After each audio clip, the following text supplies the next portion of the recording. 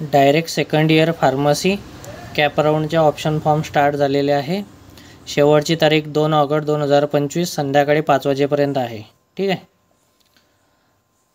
ज्या विद्यार्थ्यांनी diploma pharmacy केल्यानंतर डायरेक्ट सेकंड इयर फार्मसीला अप्लाय केलेला आहे त्यांच्यासाठी कॅप राऊंड फर्स्ट हा सुरू झालेला आहे। त्याची तारीख 31 तारखेपासून 2 तारखेपर्यंत आहे, 2 ऑगस्टपर्यंत संध्याकाळी 5 वाजेपर्यंत। ओके, फॉर्म कसा लॉग इन करायचा ते आपण बघणार आहोत।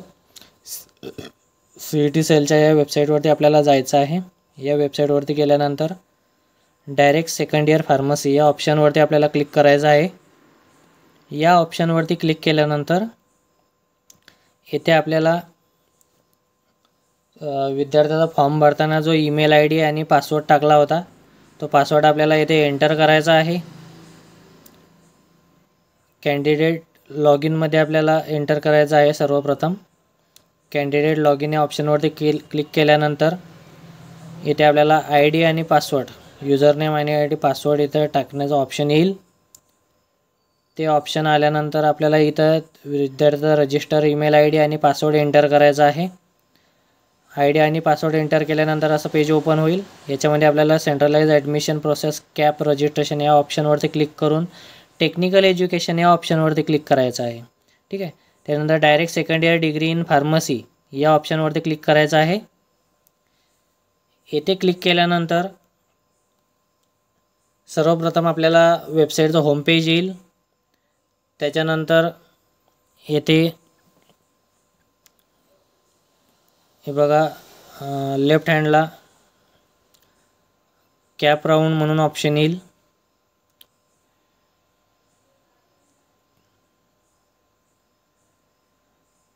ऑप्शन फॉर्म या नावाने ऑप्शन येईल।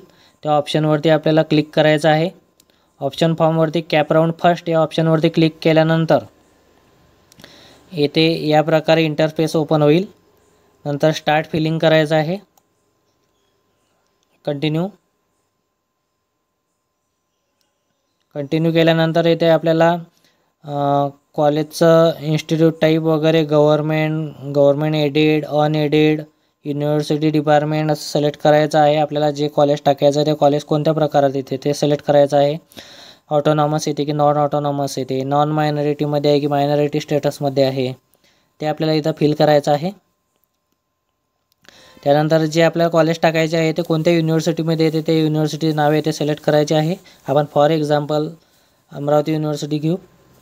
कोणत्या जिल्ह्यातले कॉलेज टाकायचे आहे त्या डिस्ट्रिक्टचं नाव येते आपल्याला चूज करायचं आहे। नाव चूज केल्यानंतर इथलं कोर्सेस सिलेक्ट करायचे आहे।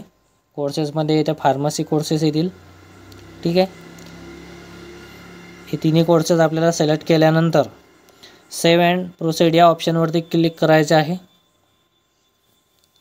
या ऑप्शनवरती क्लिक केल्यानंतर आपल्याला नेक्स्ट पेज ओपन होईल ज्याच्यामध्ये पूर्ण कॉलेजची लिस्ट येथे येईल। आपल्याला जो डिस्ट्रिक्ट आपण सिलेक्ट केलेला आहे त्या डिस्ट्रिक्टमधील कॉलेजची लिस्ट येथे ओपन होईल। जे कॉलेज आपल्याला यातील सिलेक्ट करायचे आहे त्या कॉलेजच्या चेकबॉक्सवर समोर टिक मार्क करायचे आहे आपल्याला आणि सेव्ह अँड प्रोसीड करायचे आहे। या पेजनंतर आपल्याला त्याला क्रमाने लावून शेवटी फायनल सबमिट करून घ्यायचं आहे। ठीक आहे।